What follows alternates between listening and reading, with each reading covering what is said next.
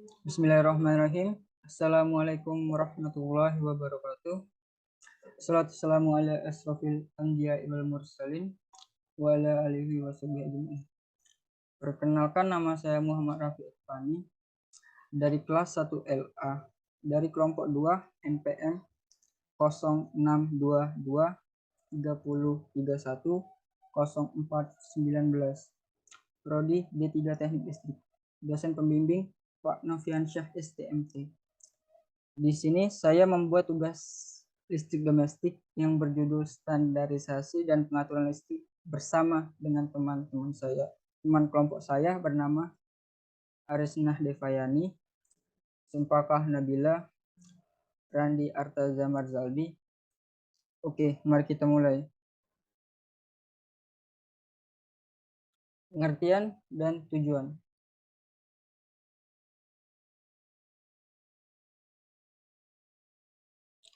Mencapai keseragaman antara lain mengenai A.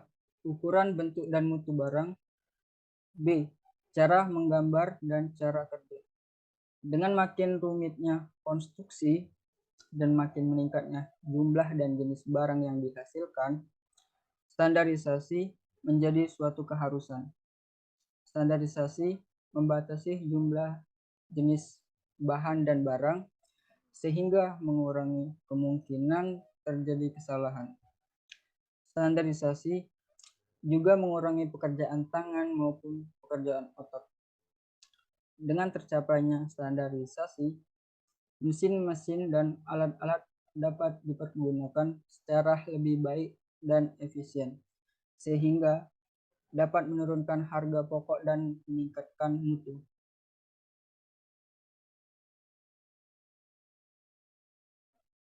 Oke, selanjutnya dua organisasi yang bergerak di bidang standarisasi. Dua organisasi yang bergerak di bidang standarisasi adalah: satu, International Electrotechnical Commission atau IEC untuk di bidang listrik. Dua, International Organization of Standardization atau ISU untuk bidang-bidang lainnya. Tiga, Persyaratan Umum Instalasi Listrik atau PUIL. Peraturan yang mengandung rekomendasi atau persyaratan wajib yang harus dijadikan pedoman dalam pekerjaan pemasangan dan pemeliharaan instalasi listrik. Oke, selanjutnya syarat pemasangan instalasi listrik. 1. Keadaan bebas dari bahaya. 2. Keandalan, kemampuan untuk menyediakan pelayanan yang terpercaya dan akurat. 3. Kemudahan, tidak memerlukan banyak tenaga atau pikiran dalam mengerjakan. 4. Ketersediaan, kesiapan suatu sarana, tenaga, barang, modal, anggaran untuk dapat dipergunakan atau dioperasikan dalam waktu yang telah ditentukan. 5. Pengaruh lingkungan. Lingkungan mempengaruhi kinerja pekerja. 6. Keterjangkauan. Konsep yang membahas tentang bagaimana suatu tempat dapat dijangkau dari tempat yang lainnya. 7. Estetika. Suatu ilmu yang mempelajari segala sesuatu yang berkaitan dengan keindahan, mempelajari sebuah aspek yang disebut keindahan. Oke, selanjutnya peraturan. Peraturan pemasangan instalasi listrik terikat pada peraturan-peraturan. Tujuan peraturan-peraturan ini adalah: A. Pengamanan manusia dan barang. B. Penyediaan tenaga listrik yang aman dan efisien. Dapat diperkirakan bahwa kebanyakan orang tidak ahli di bidang listrik. Supaya listrik dapat digunakan dengan seaman mungkin, maka syarat-syarat yang ditentukan dalam peraturan yang sangat ketat. Peraturan yang ada hubungannya dengan instalasi listrik antara lain Undang-Undang Nomor 1 Tahun 1970 tentang Keselamatan Kerja beserta peraturan pelaksanaannya. 2. Undang-Undang Nomor 15 Tahun 1985 tentang tenaga listrikan. 3. Undang-Undang Nomor 23 Tahun 1997 tentang pengelolaan lingkungan hidup. Oke, selanjutnya bencana dan kecelakaan listrik.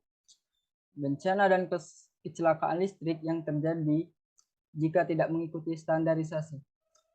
Ada banyak peristiwa bencana kelistrikan yang terjadi dan dapat ditemui dalam kehidupan sehari-hari. Bahkan seringnya, jika bahayanya yang ditimbulkan relatif kecil, maka orang pun mengabaikannya. Padahal, jika gangguan listrik tersebut dibiarkan begitu saja tanpa penanganan, maka potensi terjadinya kecelakaan di masa mendatang lebih besar. 1. Kebakaran. 2. Tersengat listrik. Oke, selanjutnya bagian-bagian instalasi listrik. Berdasarkan Persyaratan Umum Instalasi Listrik atau PUIL tahun 2011, ada banyak hal terkait instalasi listrik yang distandarkan oleh Kementerian ESDM. Secara umum, berikut adalah beberapa aspek yang perlu diatur. 1. Proteksi untuk keselamatan, proteksi terhadap arus termal, kejut, listrik, arus gangguan, arus lebih, dan lain-lain. 2. Pemilihan perlengkapan listrik. 3. Pemasangan dan verifikasi instalasi listrik. 4. Ukuran dan jenis kabel maupun konduktor. 5. Batas suhu. 6. Drop voltase. 7. Sambungan konduktor paralel. 8. Arus pengenal gawai pengendali. 9. Arus pengenal dan jenis gawai proteksi. 10. Arus pengenal gawai proteksi. 11. Pembatas arus gangguan. 12. Saklar dan pemutus sirkuit. 13. Perhitungan kebutuhan maksimum di sirkuit utama maupun cabang. 14. Jumlah titik beban dalam tiap akhir sirkuit. 15. Dan lain-lain.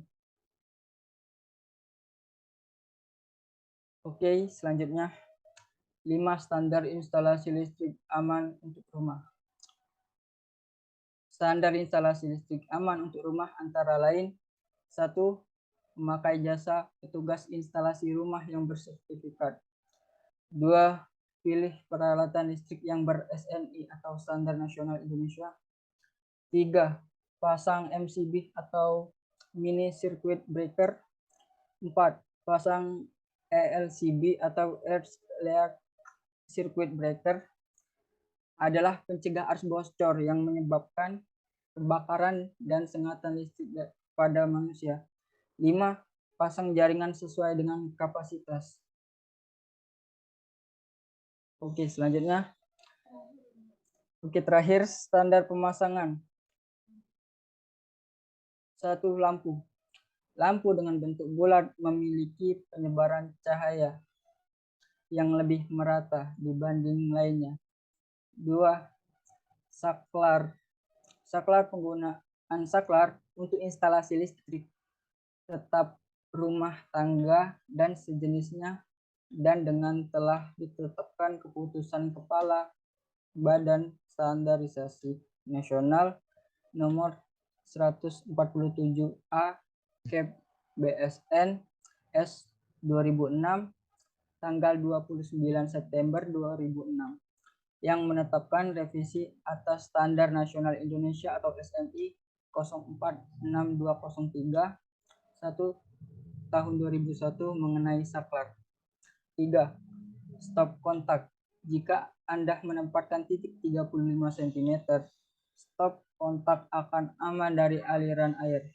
Sangat tidak disarankan pemasangan titik stop kontak di bawah 35 cm dari lantai, dikarenakan akan rawan terkena air pada saat ada aktivitas bersih-bersih lantai.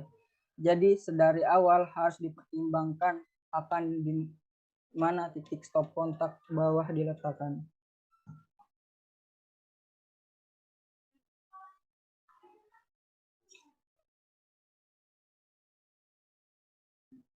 Oke, sekian presentasi dari saya. Apabila saya ada salah, saya mohon maaf. Pada Allah saya mohon ampun. Saya akhiri. Wassalamualaikum warahmatullahi wabarakatuh.